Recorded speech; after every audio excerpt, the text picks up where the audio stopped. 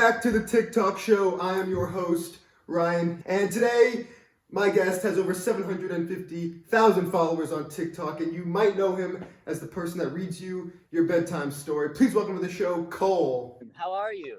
So as you can see, Kol is in a bit of a predicament. This is not me. I did not kidnap Kol. We know that's Yeah. my thought.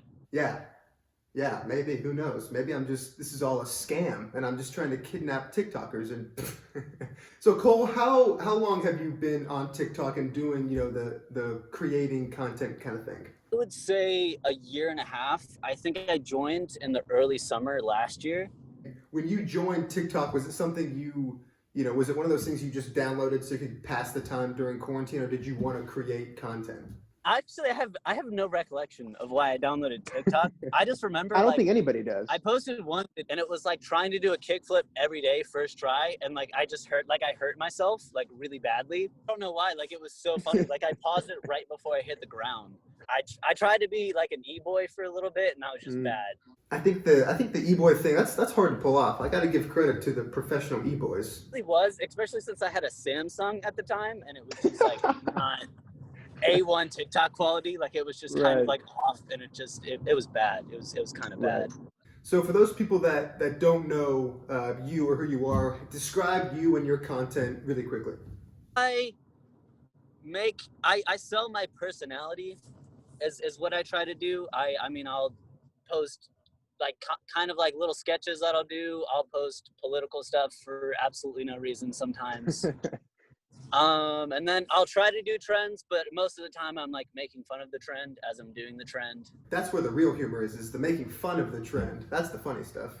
Yes, I try to do it ironic. Sometimes people don't get it and they get mad at me, and they're like, I don't know, that's kind of the point. But one of the big things you do on your page is the story times. How did this idea start? I think it was Caleb Finn who started. He did it like a couple of times last year. And I did it a couple times in January, and I didn't really have a lot of people for a long time because I never really like posted about it. Usually, like even though I had like 100, 200K, I would only have like 15 people do my story times or like come to my story times. And then at some point, I think it was December 24th, I posted that TikTok that just blew up for no reason. I raised like about $100 for like a charity at Dolly Parton's Imagination Library, which was super sick. And yeah, I saw that. Why did you decide to do that charity? Is that something you have worked with before, or it was just one of those things you decided to do? You know, I really love Dolly Parton, to be honest. Yeah. Well, who doesn't? Come on. Like, she did sponsor the COVID vaccine. Like, the only reason we have the vaccine is because of her.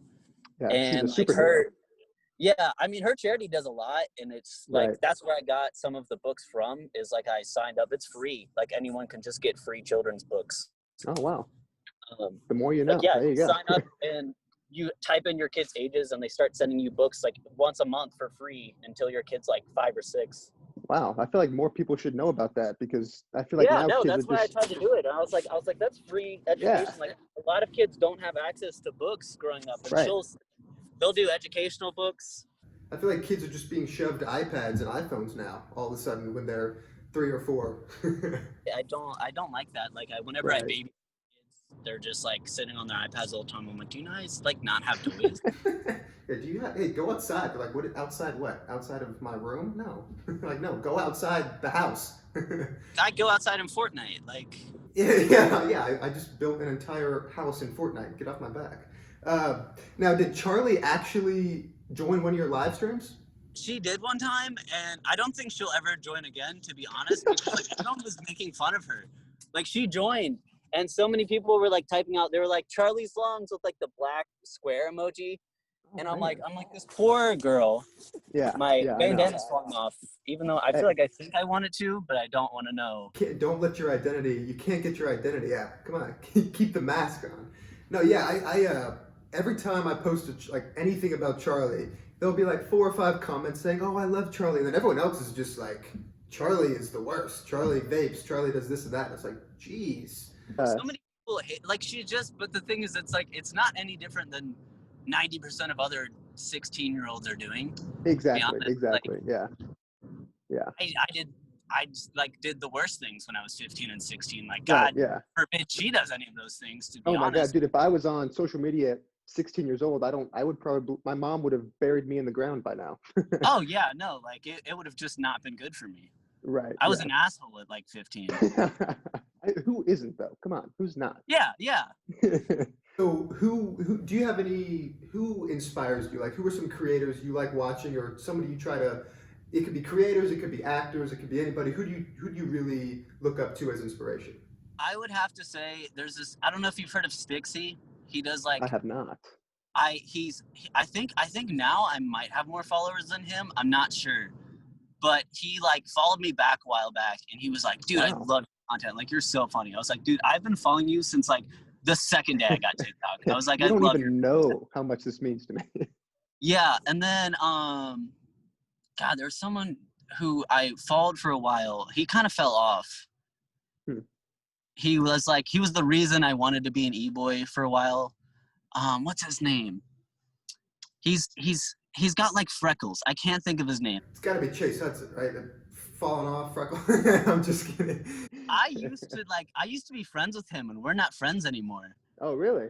Yeah, like I have him like blocked on Snapchat. Like it's Wow. decently bad. Are you talking about Chase or the freckled kid? Really? Wow. Yeah. How did that I friendship respect him. how did that friendship blossom? It's one of my exes was when she Gotcha. wrestled with two of the guys in the hype house. Gotcha. And like I respected him for a while because he's kind of seems like one of those kids like whenever he makes a mistake he owns up to it and he's like Yeah, 16 yeah. 15 at the time. Right. Like that's the important part is he like seems to learn from things and that's kind of what I respect. But then he just kind of did a bad thing that I won't throw out there, but Yeah, no need to do that. But oh yeah.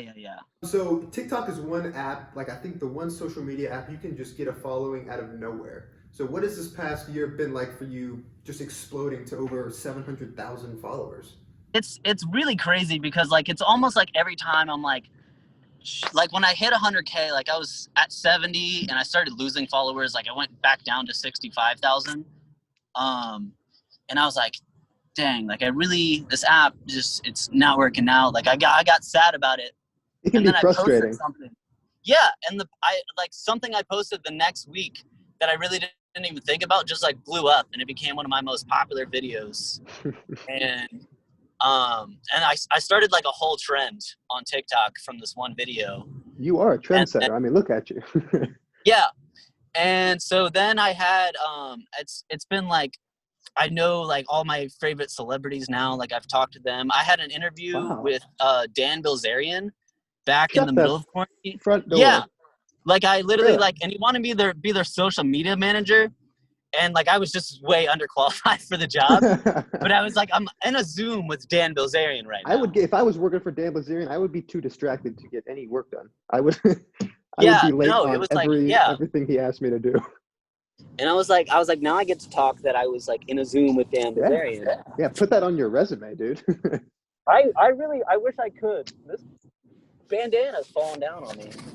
So what are some of your goals for 2021 or the next year, 6 months, whatever?